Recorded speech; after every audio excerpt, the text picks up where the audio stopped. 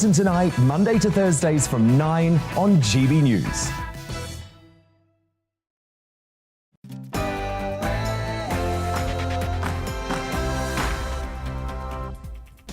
Hello and welcome to The Briefing this afternoon. I'm Tom Harwood, standing in for Darren McCaffrey, and here's what's coming up this hour.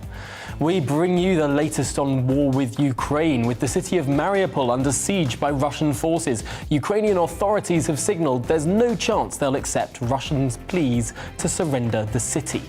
And security services are said to be panicking at the idea that Prime Minister Boris Johnson reportedly wants to travel to Ukraine. We'll speak to a warfare expert about just how dangerous that could be.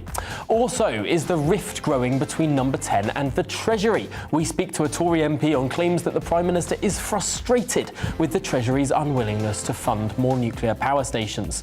And don't forget to bring me your political briefing. Send in your views and opinions by emailing me, gbviews@gbnews.uk, or tweet me @gbnews.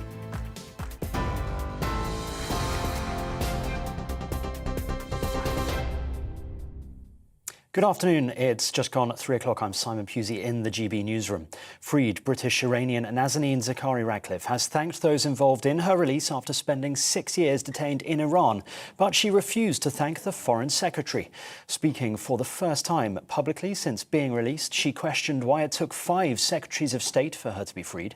She also said the meaning of freedom to her will not be complete until Morad Tabaz and other dual nationals are released and reunited with their families. The British Iranian landed back in Britain last Thursday after the UK agreed finally to settle a £400 million debt dating back to the 1970s.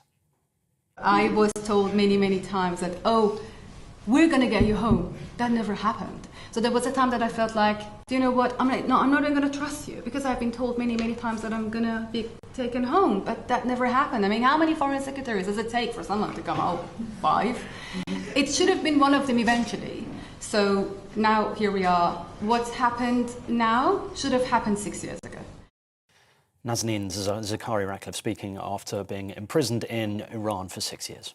Ukraine has refused to surrender in the port city of Mariupol, which has been surrounded by Russian forces since the early days of the invasion. Russia had given fighters in the city until 5 a.m. this morning to lay down their weapons in exchange for safe passage out, but they refused. Thousands of residents are trapped with little food, power or water. Meanwhile, UK's Foreign Secretary Ben Wallace has condemned reports of abduction and deportation of residents in Mariupol. President Putin said, assumed that Ukrainians would welcome him as a liberator. He was wrong. He assumed that his army was invincible. He was wrong. And he assumed that the international community would not stand strong together. He was wrong.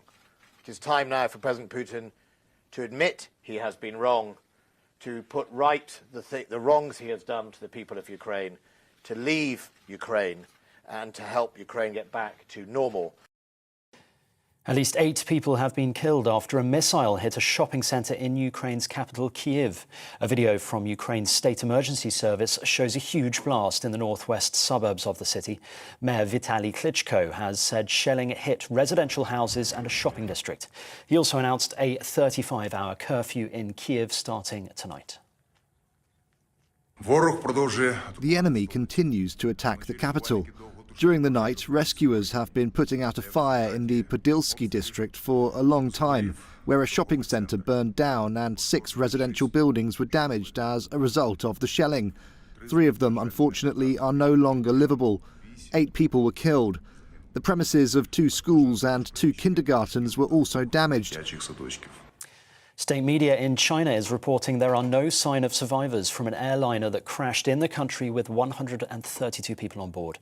The Boeing 737 jet crashed into mountains in the southern province of Guangxi, causing a fire on the mountainside. Media have quoted firefighters as saying there was no sign of life among the scattered debris. China Eastern Airlines say the cause of the crash is under investigation. A man on trial for the murder of MP Sir David Amess had researched and planned potential attacks on other politicians, including the home of Cabinet Minister Michael Gove. That's according to a court today. The Conservative MP for Southend West was meeting with constituents in a church building in Leigh-on-Sea in Essex last October when he was fatally stabbed. Ali Harbi Ali has appeared at the Old Bailey and denies the allegations of murder and preparing terrorist acts. Downing Street has blamed Russia for being behind hoax calls which targeted senior members of the UK cabinet. The Home Secretary and Defence Secretary both spoke to imposters posing as the Ukrainian Prime Minister, while an unsuccessful attempt was also made to Nadine Dorries, the Culture Secretary. It's thought the attempts were made in the hope of securing sensitive or embarrassing information. Protests are taking place in London against the sacking of 800 P&O Ferries workers. Labour is forcing an emergency vote in Parliament today, which they hope will outlaw fire and rehire practices after the operator replaced staff with cheaper agency workers. The government has urged P&O Ferries to pause the changes and says it's examining the contracts it holds with them. Shadow Defence Minister Stephanie Peacock told GB News the government needs to intervene. There is a question about whether it is legal. We want the government to shine light on that, but we also want to make sure that this simply cannot happen again because it is absolutely outrageous. And we need to be clear that the government can take action. They can sanction the company and they can sanction the parent company, the Dubai-based parent company that have posted billions of pounds worth of profits in the last year. And physical punishment of a child, including smacking, slapping and shaking, is now officially illegal in Wales. From today, anyone responsible for a child can face charges if found to have physically disciplined a young person in any way. Marking the end of the reasonable punishment defence, it means children will now get the same protection from assault as adults. This is GB News. We'll bring you more news as it happens now. Back to the briefing with Tom Harwood.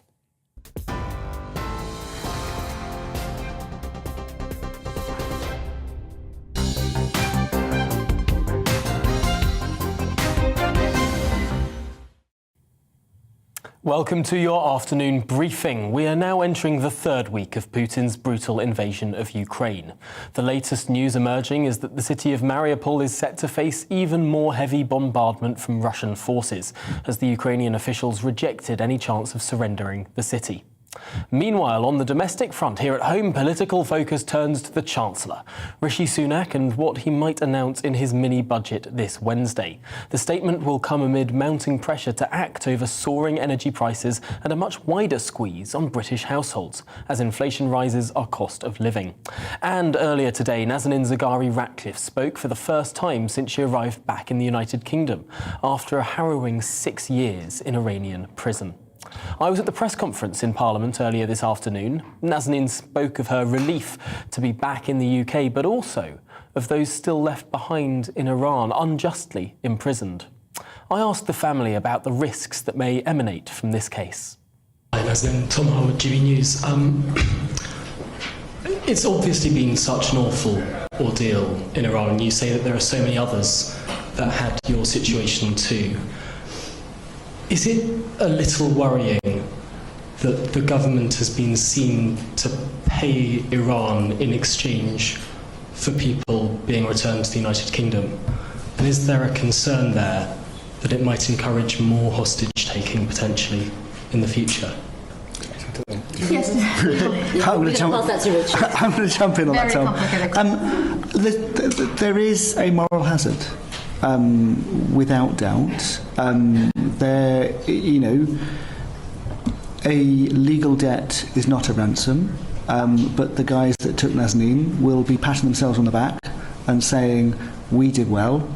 Let's, squeeze Roxanne's dad. Let's try that." That's undeniable. It is a challenge for the government, for the international community generally, to deal with state hostage-taking. That can't be done just with carrots. It can't. It's a balance and it needs to be worked out. And one of the conversations you've heard me say on your shows, on others, is the government needs to be brave. And being brave also means being tough. That's not a conversation to have right now, but I think in fairness, the Foreign Affairs Committee review, should they choose to do one of them, giving them a mandate where they haven't actually said they're going to do one. I think that'd be a really valuable way of exploring all that, because there are no easy answers to this, and you know, my view has had a lot of mileage. Not everyone agrees, and actually, you know, how does one deal with tricky policy questions? It takes a village, just like getting Nazanin home. So I think it's worthwhile having that conversation in a brave and open and honest way, and we'll see where that takes us. Richard Ratcliffe there speaking to me earlier. That was at the press conference hosted by Tulip Siddiq MP. Well, joining me now from Westminster to discuss all of the above is Conservative MP Colonel Bob Stewart. Welcome to the programme. First of all, before we get into Ukraine, I do want to start on the question of Nazanin Zaghari-Ratcliffe and what I asked Richard Ratcliffe earlier today, which is this moral hazard, this idea that if Britain is seen to pay a regime cash in order to release individuals, is that a really worrying precedent to set? Yes, it is. Of course, it's a worrying precedent set, and Richard totally understands that. The fact of the matter is we did actually owe this amount of money to Iran from prior to the Iranian Revolution, and we should have paid that some time ago, but sanctions stopped it. And of course, although we paid it now, there is a connection. There's clearly a connection between the release of hostages and the payment of that money. But frankly, you could actually argue, as did Richard, that that was a debt that was separate to hostage taking. So, you know, it's on the one hand, it does actually connect to the hostages. On the other hand, you can legitimately argue that it was a debt that we should have paid a long time ago, but couldn't because of sanctions. Of course, one person's debt is another person's demand. This was a payment that the Iranian Revolutionary Guard demanded, but was after a deal that was done before the Iranian Revolution with a previous regime. Arguably, this wasn't a deal that was done with the Ayatollah or anyone connected to him at all. No, that's correct. And that is one of the arguments you could use. Look, it's messy. The whole matter is messy. And we've got to remember there are still British subjects, hostages in a way, in Iran, because we haven't got everyone out. But I have to say, I asked questions about this tank deal way back in 2016. And I asked, you know, if we owe this money to Iran, after all, what actually happened prior to the revolution, the Iranian government, the government of the Shah, ordered tanks, they paid for them, and we delivered very few of them. So we took the money, didn't give the tanks to Iran. So in a way, that is a legitimate debt, because the next regime would say it was owed to Iran. Yes, I suppose there's always going to be a point of contention as to whether a regime as to whether you deal with a regime or a country, and continuity within that is obviously questionable. Let's move on to Ukraine. Another murky subject. Yes, absolutely. Agreed. Well, let's move on to a further murky subject, of course, Ukraine.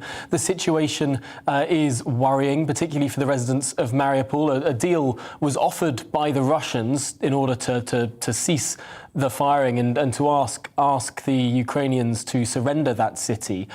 Do you think that offer of that deal was worth the paper it was written on? I wouldn't trust the Russians further than I could throw them. After all, remember that they said they weren't going to invade prior to the invasion of Ukraine. They said they had no intention of doing so. That was clear. They said that, and they did it. So how can you trust any word that the Russian government puts out? And look what's happening in Ukraine. The real problem is that in Russia, the vast majority of people will still be supporting Putin, because Putin has total control of the media, and they believe what's put out on the media. And we may well in this country say, well, we wouldn't actually swallow hook, line and sinker sort of propaganda like that. I can tell you, we do. Look at the rubbish that's put out on social media sometimes, and vast segments of the population believe it. So, I mean, the real problem is that until the Russian population really understand the damage being done to Russia and to their reputation, I'm afraid Putin will continue to push hard. He has a real problem. How can he back out? He can only back out once he's won. There's, you know, what is the end game for Putin? The end game is total capitulation. Or what? How can he get out? What is the way out? I mean, I've done lots of negotiations when I was in Bosnia all those years ago. And I always thought when we were doing a negotiation, you've got to give a way out for all sides. And there is no way out for Putin unless he actually succeeds. And that's why they're keeping, you know, pushing on, despite the fact they're bogged down. So all of these suggestions as to what Ukraine should accept or whether Ukraine should be dealing with Russia at all at this stage of the invasion, all of these suggestions about a guarantee not to join NATO, about accepting the independence of Donbass, about accepting Crimea as Russian, all of these potential things that Ukraine could do and potential discussions, I suppose the implication of this assessment that the Russians are not to be trusted and will not stop is that the worth of negotiating with Putin for a negotiated settlement at this stage is low. Yes, I think so. I mean, the Ukrainians just don't trust the Russians. I don't blame them. I mean, the Russians promised they wouldn't do something, and they've done it. And when they've asked for, you know, agreed humanitarian corridors, guess where the corridors end up in? In Russia. You know, the people get out and they're stuck into Russia. It is a flipping awful situation for Ukraine. And my goodness, we all take our hat off to them. And remember this, that although the Russians maintain that a lot of the people in Ukraine are Russians, they're not actually. They're Ukrainians, and the huge number of the Ukrainians speak Russian. Just because they are Russian-speaking does not make them Russian.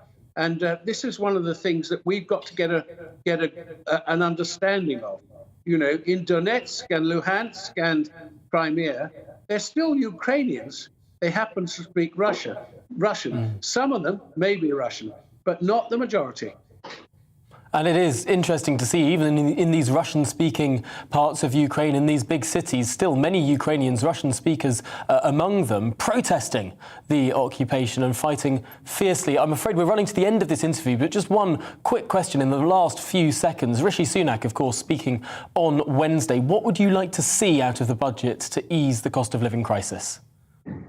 Well, one key thing, I think, and I've signed this letter, asking, we've frozen petrol prices for 10 years, or gas prices for 10 years. If we really want to directly help people in their pocket, we should cut the amount of duty we take in the tax on petrol and diesel fuels. And if we did that, it'd be a direct way, perhaps 5, 10p, whatever, but cut it, because frankly, we need to help people now. And that's the reason why I signed that letter. Well, we'll be watching with interest to see what the Chancellor does this Wednesday. GB News has special programming throughout the afternoon on it. But for now, Colonel Bob Stewart, thank you so much for your time this afternoon on The Briefing. Well, now, joining me from Westminster also is Labour MP Graham Stringer, so we can talk through some of these issues. First of all, Graham Stringer, on that issue of cutting fuel duty, Labour supports this move. How likely is it, do you think, that the Chancellor will go ahead with it? Well, if I'm to believe what are obviously leaks in the weekend's press, he is highly likely to go ahead with it. And I think it's the right thing to do, because the government, in effect, are getting a windfall from the extra cost of fuel to the distributors. That means they're collecting more VAT. They didn't plan to do that. So giving some of the money back makes sense when people are going to be hit with national insurance increases, domestic fuel increases, a general very high level of inflation compared to what we've been used to. Giving some money back makes sense, and it will give a little bit of relief to people who simply can't afford the level of inflation we're going to get over the next few months. I suppose there is an argument here as to whether something should be done in the generality or the targeted, because of course what happened over gas bills, heating bills earlier in the year was the announcement that instead of cutting VAT, the Chancellor was giving targeted support to the bottom 80% of households by income. Is that not potentially a better way to go ahead with dealing with those rising petrol prices, were the Chancellor to go for targeted support rather than support that affects even the very richest? There are pros and cons both ways. The problem with targeted support is it helps people. It usually costs a lot in administration, and you drive people into a poverty trap. The better way of dealing with it usually is to not have unnecessary increases and, well, basically to stop piling extra renewable costs onto domestic fuel bills. So, yes, targeted support can help in the short term, but in the medium and long term, it often makes it more difficult for people to improve their own situation. It's interesting, of course. You mentioned there some of the levies that are applied to energy bills. You were going to speak at a rally alongside Nigel Farage and Richard Tice to address some of these issues. Do you believe in that campaign for a referendum on net zero? I have argued for a long time against the extra costs being placed on people to achieve a net zero. I don't think they're delivering either what they claim to be delivering in changing the amount of carbon dioxide in the world's atmosphere. I think they're terribly regressive taxes, and I'm going to continue arguing for that. I told the organisers of the rally when they asked me to speak at that rally that I actually have my doubts about whether a referendum is the right way forward. I supported the referendum on our membership of the European Union because we'd had a referendum to cement us into the European Union.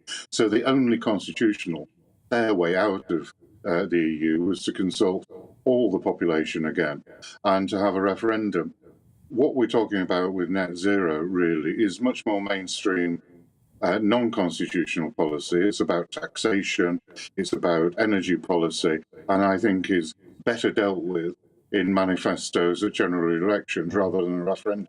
But the core issue, should people have extra costs loaded onto them, which it's not only the costs don't get rid of carbon dioxide in the atmosphere, they help the Chinese and Russian economies. They help because we're transferring our industry to those countries. That makes those countries more powerful, us weaker. And we know that Russia has caused a war in Ukraine now. And I am very apprehensive that China won't do the same thing in Taiwan. So we don't want to be strengthening their economy. I suppose that's the point of these global summits. People need to move at the same time. Otherwise, you do displace manufacturing activity. Just finally in this conversation, sadly, we're running to the end of this section of the programme. But your thoughts there on what Colonel Bob Stewart was saying, who I was speaking to before you, that seeking a negotiated settlement at this moment between Zelensky and Putin may not be worth the paper it's written on. I have a lot of sympathy with what Bob said. I think there's nothing wrong with his analysis. On the other hand, how is this war going to end? Because we all want it to end. Is it going to end with an unconditional surrender of either side? I don't think so. If it isn't going to end in that way, then there has to be a negotiated settlement of some sort. The Ukrainian leadership are saying they're prepared to talk.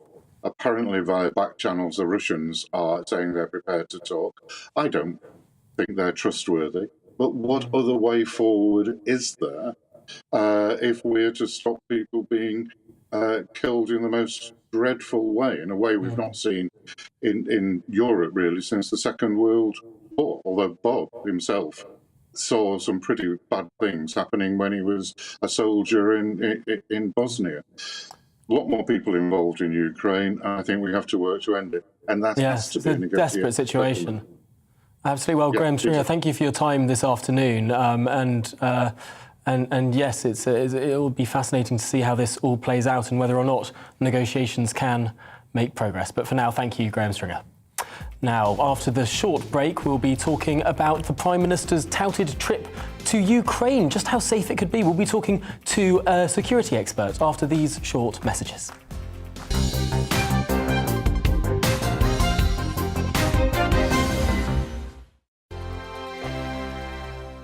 GB News is the UK's home of discussion and debate from all perspectives. To stay up to date on the latest stories, make sure that you subscribe to the GB News channel right here on YouTube. You can watch us live 24/7 across the whole world. You can also check out exclusive content and catch up on previous episodes of your favourite shows. Every day, we ask the questions that you'd ask, so why not add your voice to the conversation in the comments section? Don't forget to subscribe. We are GB News, Britain's news channel.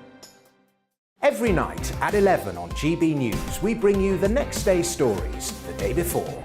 It's basically like time travel. If it's a big story, we'll cover it, guaranteed. But we'll also have some fun along the way. Big opinions, big laughs. Sometimes big hair. This is Headliners, the paper review show that won't send you to sleep like the others will. 11 p.m, 7 nights a week. Join us.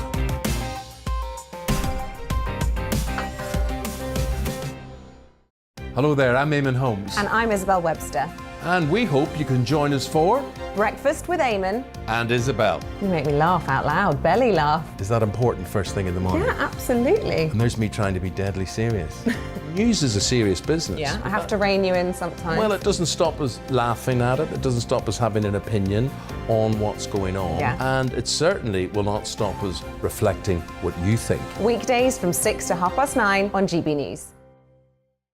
I'm Dan Wootton. Join me Monday to Thursday from 9 to 11 for the feistiest and most fun news debate on TV, where free speech reigns. I'll bring you a sharp take on the day's biggest stories, bombshell newsmaker interviews, and A-list guests. And I guarantee you, no spin, no bias, no censorship, and no reason to go to bed. That's Dan Wootton Tonight, Monday to Thursdays from 9 on GB News. My name's Tom Harwood, and every weekday we bring you The Briefing live from 9:30 a.m. The stories, analysis, and live debate that you need to hear. Quite right, Tom, of course. Was this something that had been considered at all? Difficult to answer. Gas-guzzling helicopters circling. Noise is being made here. Joe Biden walking out.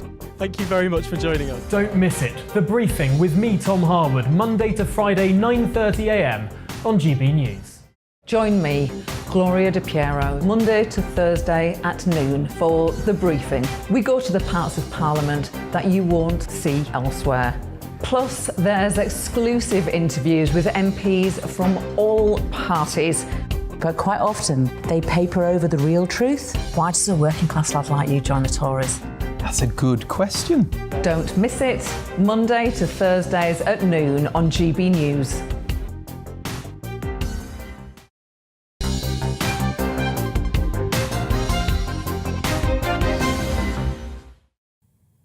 Welcome back. Now, Boris Johnson is reportedly considering what's being described as a lightning trip to Kyiv to show support for Ukraine in its battle against Vladimir Putin. The Prime Minister has asked officials to examine the practicality and value of the trip to the Ukrainian capital for his talks with Volodymyr Zelensky. Security officials are said to be having kittens about the prospect of the Prime Minister travelling to a war zone. Well, how would this work? Joining me now from Edinburgh is Lieutenant Colonel Stuart Crawford. Welcome to the programme. First of all, is it practical for the leader of such a large and important country to travel to the middle of a war zone? Good afternoon, Tom. Not only do I think it's practical, I think it's absolutely the right thing to do. Desperate times call for courageous leadership.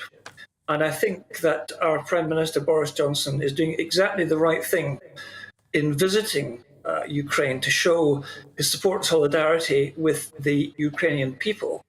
So much so, in fact, that discussing the matter earlier with the American media earlier today, I was suggesting that President Biden should follow his lead and also visit Ukraine.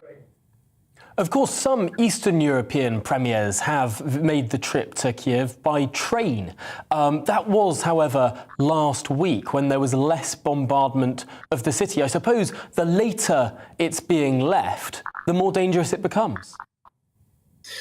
Well, yes, I think so. But on the other hand, time has come, I think, for the USA, the UK and NATO as a whole to stop being pushed around by Vladimir Putin. It's time to take the initiative to get inside his decision cycle and tell him what's going to happen, not ask for his permission to do it. So as for the Prime Minister's visit, and I understand exactly why his security officials will be going round the bend over this, I would suggest that he flies in with all fanfare, because it will be at the invitation of the Ukrainian president, and it's got nothing to do with Vladimir Putin, whether he goes or not.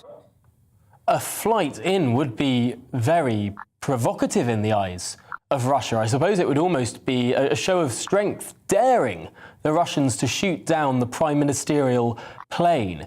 In your view, is that what's needed when confronting a so-called strongman, albeit Putin's forces haven't shown themselves to be particularly strong with their logistical problems and the like? Is that sort of show of strength is what's needed to combat Russia?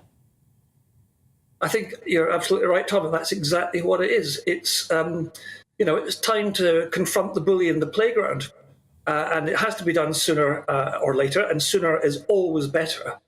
And the one thing that I'm pretty sure of, and I'm sure most military analysts would agree, is that the last thing Putin wants is to engage in an all-out war, conventional war with NATO, because he and Russia will lose. There's no doubt about that.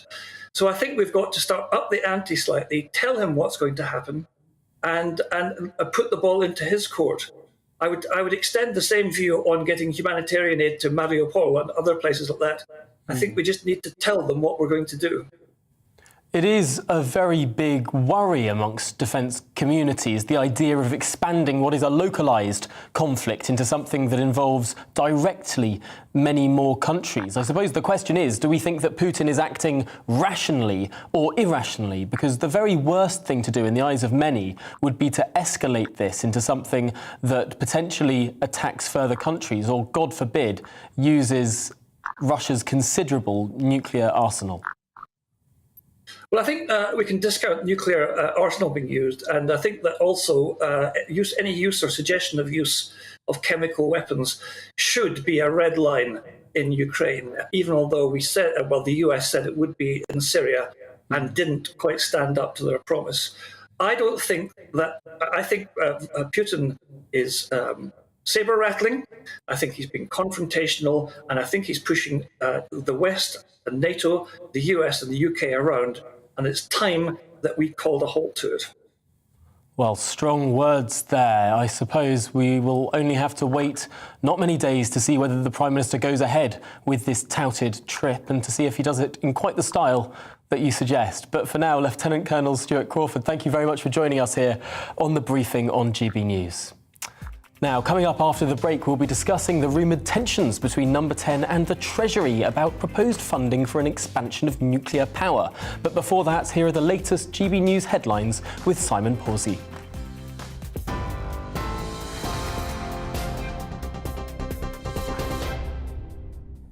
Hello, it's 3:33. I'm Simon Pawsey in the GB newsroom. Freed British Iranian Nazanin Zaghari-Ratcliffe has thanked those involved in her release after spending 6 years detained in Iran, but she refused to thank the Foreign Secretary.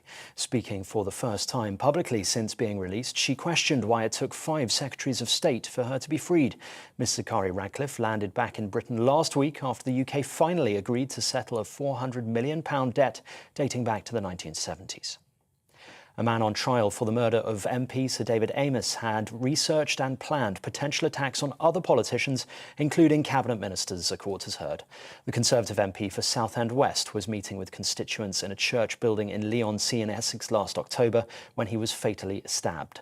Ali Habdi Ali has appeared at the Old Bailey and denies the allegations of murder and preparing terrorist acts. A Chinese airliner with 132 people on board has crashed in the mountains after a sudden descent from cruising altitude. State media in China reports there are no sign of any survivors. The Boeing 737 jet crashed in the southern province of Guangxi, causing a fire on the mountainside. China Eastern Airlines say the cause of the crash is under investigation. Protests are taking place in London against the sacking of 800 P&O Ferries workers. Labour is forcing an emergency vote in Parliament today, which they hope will outlaw fire and rehire practices after the operator replaced staff with cheaper agency workers. The government has urged P&O Ferries to pause the changes and says it's examining the contracts it holds with them. TV, online and DAB plus radio. This is GB News. Don't go anywhere. The Briefing with Tom Harwood will be back in just a minute.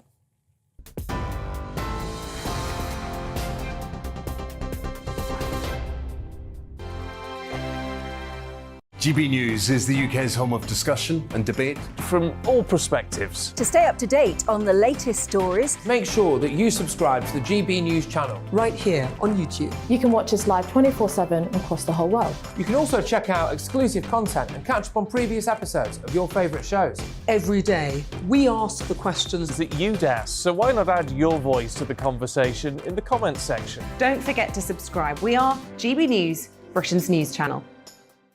Every night at 11 on GB News, we bring you the next day's stories the day before. It's basically like time travel. If it's a big story, we'll cover it, guaranteed. But we'll also have some fun along the way.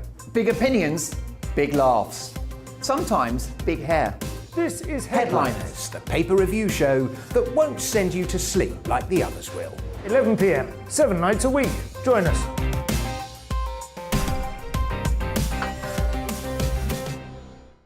Hello there, I'm Eamon Holmes. And I'm Isabel Webster. And we hope you can join us for Breakfast with Eamon. And Isabel. You make me laugh out loud, belly laugh. Is that important first thing in the morning? Yeah, absolutely. And there's me trying to be deadly serious. News is a serious business. Yeah, I have to rein you in sometimes. Well, it doesn't stop us laughing at it. It doesn't stop us having an opinion on what's going on. Yeah. And it certainly will not stop us reflecting what you think. Weekdays from 6 to 9:30 on GB News. I'm Dan Wootton. Join me Monday to Thursday from 9 to 11 for the feistiest and most fun news debate on TV, where free speech reigns. I'll bring you a sharp take on the day's biggest stories, bombshell newsmaker interviews, and A-list guests. And I guarantee you, no spin, no bias, no censorship, and no reason to go to bed. That's Dan Wootton tonight, Monday to Thursdays from 9 on GB News.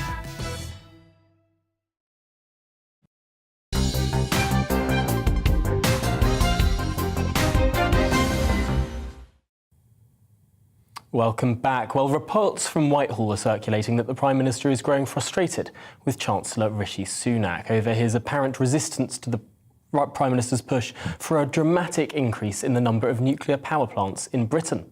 Government sources said that the Chancellor's refusal to endorse the Prime Minister's, quote, big bet on a radical expansion of the government's plans for nuclear power risked derailing a key element of the energy security strategy promised by the Prime Minister earlier this month. So who's right?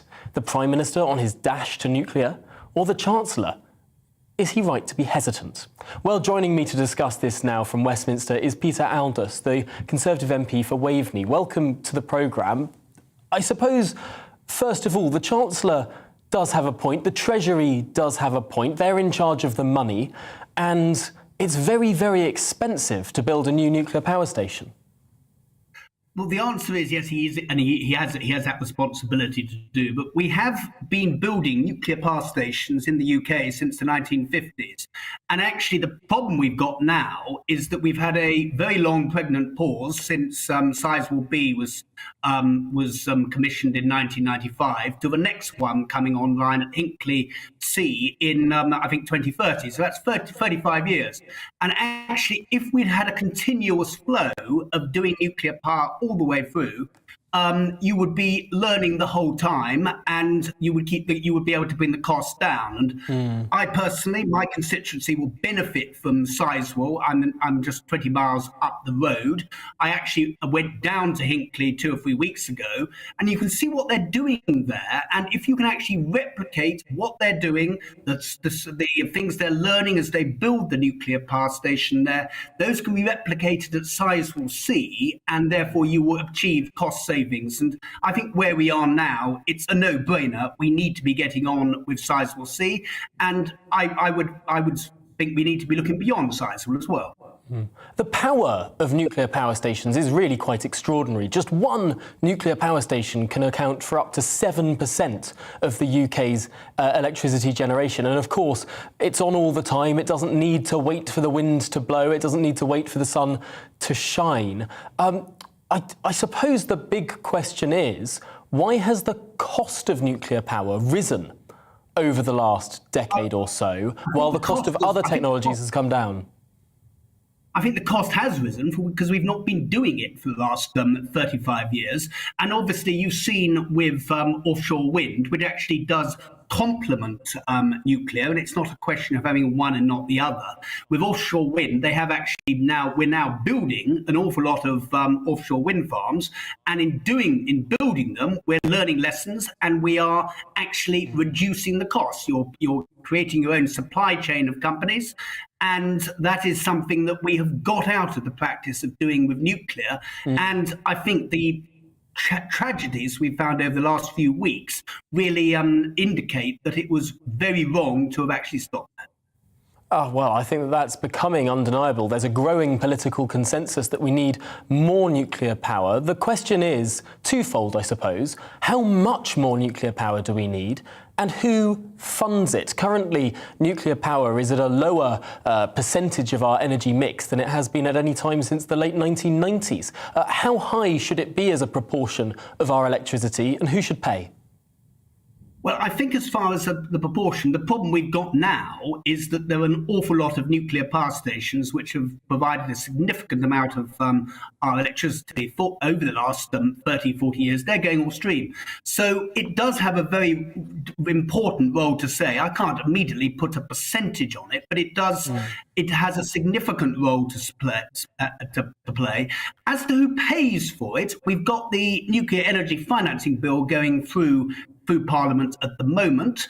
The government will take a share and get involved in the construction project. And what is behind the bill is that then the private sector invests and follows government's lead. And I think it will be. I think the bill, whilst it's very much focused on Sizewell, it can be replicated for subsequent developments in the future. It's a really fascinating time, a very exciting time, particularly in British energy. We've got, of course, the potential for big nuclear power stations, but also small modular reactors potentially coming down the line as well, being built by Rolls-Royce, of course. I suppose on the political dynamics of this question, you seem to be much more on the side of the Prime Minister than the side of the Treasury. Yet it was only a month or so ago, or a little bit longer ago, that you submitted a letter to the chair of the 1922 committee, Sir Graham Brady, calling for the Prime Minister to go. Is that letter still with Sir Graham? Well, the answer is yes, it is, but that doesn't need, that is a situation which is very on the back burner at the moment. Energy is something that I am particularly interested in. It has a lot of opportunities for my constituency, both with regard to Sizewell, the nuclear power station there, also the offshore wind farms which are taking place in the southern North Sea, and also the opportunities coming forward with hydrogen. And I think the government have been on the right course as far as energy policy is concerned. Some years now. And I think what we now need to be doing is we need to be going quicker and better than what we have been doing over the last few years. And the strategy is right. We now need to get on with it. And just finally in this conversation, of course, nuclear power stations take time to build, many years, of course. What needs to be done in the short term to help our energy security? I think in the short term, we do. Obviously, there is.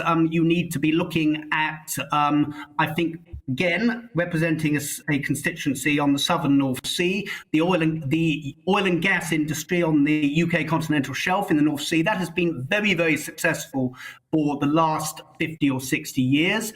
Yes, we're probably, as we move towards net zero, oil and gas is going to be playing a diminishing role, but we still need oil and gas. And we have got a very good proposals in the North Sea transition deal for a responsible and, dare I say, exciting transition to net zero, keeping those skills and those expertise that's been built up over the last 60 years and transferring it to renewable sectors. And our own supplies, that has a very important role to play. And likewise, the North Sea is something where we work very, very closely with the Norwegians, and that is something I anticipate is continuing to do.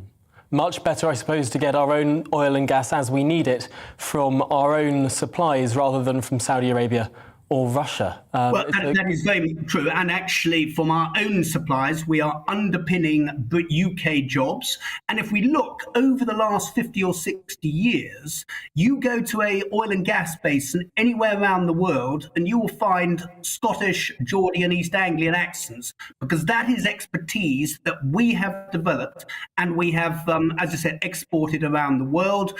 I think we are ahead of the game when it comes to decarbonising and seeing a gradual transition away from oil and gas in our own territory, in our own water, and we mustn't just close down the North Sea. It has a very important role to play in that transition, and it's ahead of the game, and we must continue to. It's an industry that has a vital future over the next 30 years. Well, it's been fascinating to talk this through. It's a growing issue in our politics. It's one that certainly will not be going away as costs continue to rise. For now, Peter Aldous, Conservative MP for Waveney, thank you very much for joining us here on The Briefing this afternoon. Many thanks indeed. Now, a recent report from the Intergenerational Foundation think tank says that under 30s are set to suffer most from soaring bills and rising inflation as the cost of living crisis continues to rip across Britain, with fuel prices hitting an average of 167 pence per litre this week, despite a decrease in wholesale prices. Well, with the Chancellor set to deliver his spring statement this Wednesday, Rishi Sunak has faced calls to cut fuel duty and increase welfare provisions in order to help deal with that rocketing cost of living. So, what can we expect in the coming weeks? And what should the Chancellor be doing to tackle this crisis? Well, joining me to discuss this is Lib Dem MP for Edinburgh West, Christine Jardine. Welcome to the programme. I suppose, first of all, we should continue that energy discussion, the idea of extra exploration in the North Sea. Is that something that the Liberal Democrats are in favour of?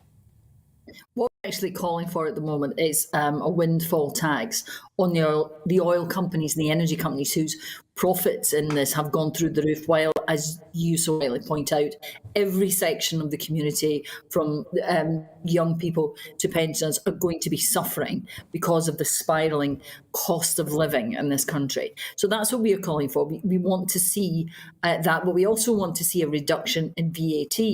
And the problem that we're facing at the moment has been made so much worse by the fact that the government has failed to react over the years, hasn't invested in renewables at the speed that they could have done, so that now we are in a very difficult situation.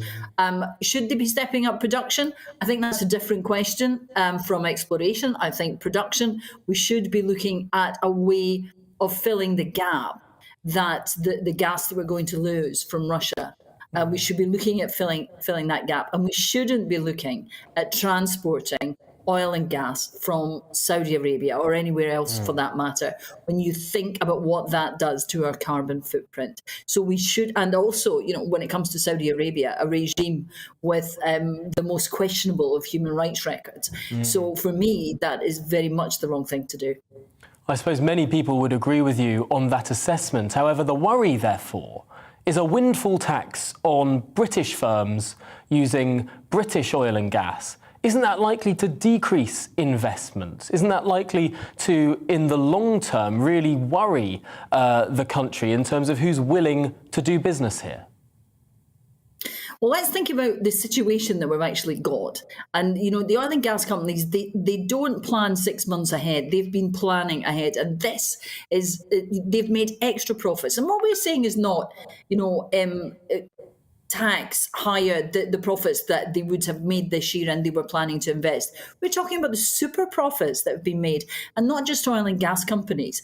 Throughout this pandemic, the Liberal Democrats have been saying that we should have a windfall tax on those huge companies like Amazon, for example, who've made significant extra profits when other companies, when high street businesses have been struggling. What we have to do is ensure that these profits are not siphoned off at a time when ordinary families are having to make choices between heating and food, because that is what we're coming to in this country at the moment, with spiralling costs going out of control, inflation going up again. And this, you know, we have to be realistic about this.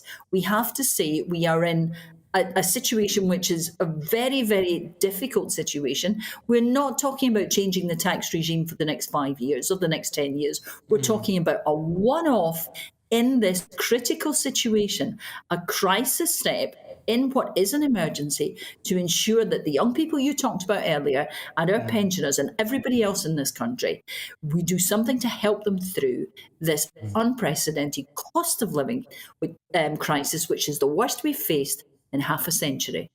There are growing calls for the Chancellor to do something about fuel duty, to find various taxes to cut. With all this discussion about windfall taxes, with the national insurance taxes going up, with thresholds being frozen so everyone's income taxes going up as well, are we in danger here as a country of losing our reputation for being pro-free enterprise?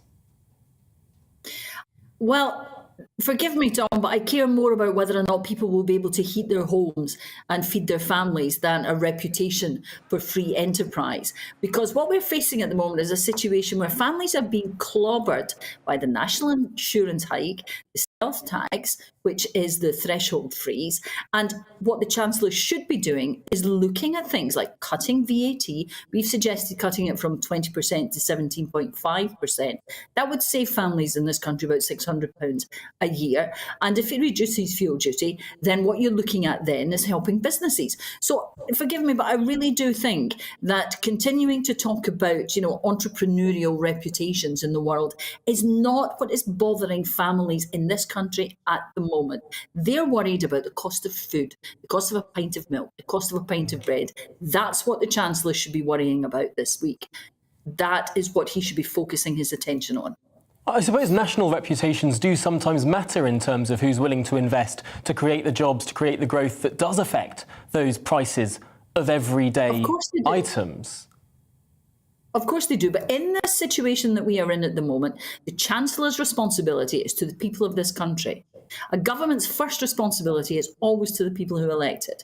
And in this situation, his responsibility should be to do whatever he can to support those who are suffering the most in this, by reducing their fuel prices, by targeting help where it is most needed. And he could do that through a windfall tax, through reducing VAT. Reducing VAT would raise something like £18 billion.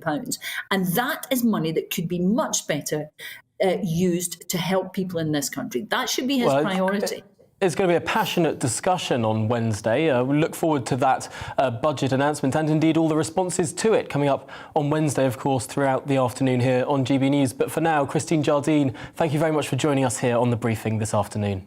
You're very well. Now, finally, the Ukrainian government has dismissed an ultimatum from Russia to surrender the city of Mariupol, threatening local leaders with military tribunals if they didn't capitulate to Russian demands. Well, Ukraine's Deputy Prime Minister has said there can be no questioning of surrendering, as over 200,000 residents are left without basic necessities as a result of conflict destroying Mariupol's infrastructure. Well, let's talk through all of this. From Western Ukraine now, I'm joined by Greg Herman, TV host of Channel Ukraine. Welcome back to the programme. Good to see you again. First of all, how do ordinary Ukrainians feel about the prospect of talking with Russia? On the one hand, the potential to end the violence, but on the other, having discussions with a mass murderer? Hello again. Hello again, and again, God save the Queen and God save the law. About these negotiations between Ukraine and occupants, we understand here in Ukraine that there is only one way to resolve this big world problem. This war, it's not a Ukraine problem; it's all the world problem. It's negotiations because Russia have a very big army. Russia have a absolutely crazy people. They don't know nothing. They just hit in the head with a Russian propaganda. And we think that there is just only one big position in Ukrainian side. We need victory. So we need our rules in these negotiations because we don't trust Russia anyway. We don't trust Russia no more. We know that if there is a pause in this war, it's just a pause. It's maybe in hours, maybe in days, maybe in months, maybe in years. But Russia again and again will hit Ukraine again. This is the rule. That was how the story goes about the last 300 years. Russia strikes again. We want peace. They want us to die. They don't want Ukraine as an independent state. They don't want Ukrainian as a dependent people. They don't want Ukraine only, and this is a solid position about 300 years, 400 years. They want Ukraine only a part of Russia. Russian Empire, Soviet Union, Russian Federation, don't mention it.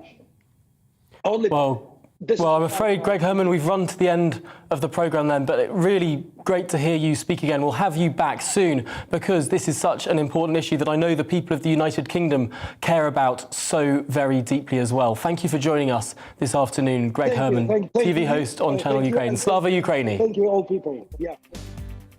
Well, that's it from me. This has been The Briefing. I'm back at 9:30 tomorrow. Up next, it's Colin Brazier.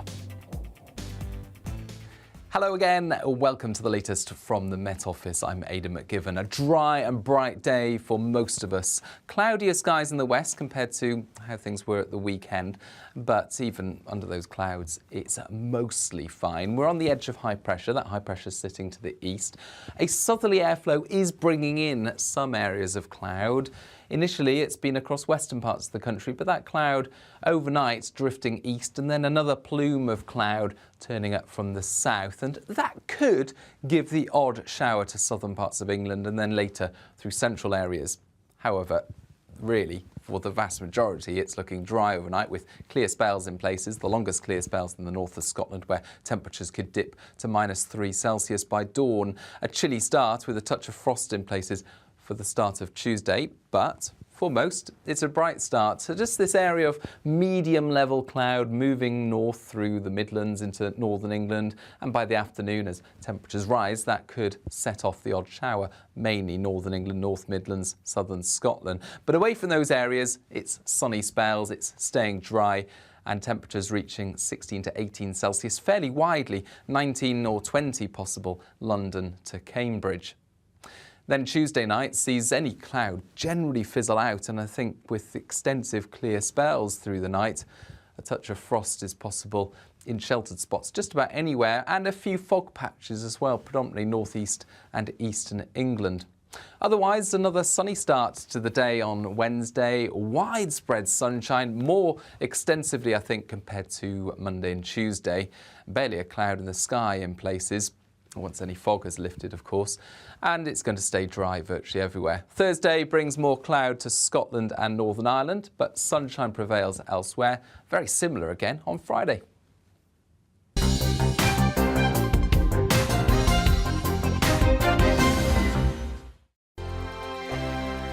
GB News is the UK's home of discussion and debate from all perspectives. To stay up to date on the latest stories, make sure that you subscribe to the GB News channel right here on YouTube. You can watch us live 24/7 across the whole world. You can also check out exclusive content and catch up on previous episodes of your favourite shows.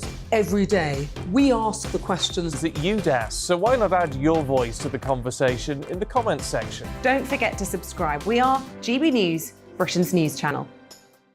Every night at 11 on GB News, we bring you the next day's stories the day before. It's basically like time travel. If it's a big story, we'll cover it, guaranteed. But we'll also have some fun along the way.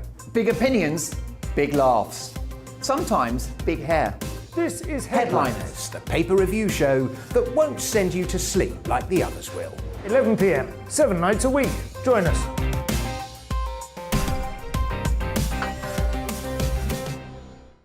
Hello there, I'm Eamon Holmes. And I'm Isabel Webster. And we hope you can join us for Breakfast with Eamon. And Isabel. You make me laugh out loud, belly laugh. Is that important first thing in the morning? Yeah, absolutely. And there's me trying to be deadly serious. News is a serious business. Yeah, I have to rein you in sometimes. Well, it doesn't stop us laughing at it. It doesn't stop us having an opinion on what's going on. Yeah. And it certainly will not stop us reflecting what you think. Weekdays from 6 to 9:30 on GB News. I'm Dan Wootton. Join me Monday to Thursday from 9 to 11 for the feistiest and most fun news debate on TV, where free speech reigns. I'll bring you a sharp take on the day's biggest stories, bombshell newsmaker interviews, and A-list guests. And I guarantee you, no spin, no bias, no censorship, and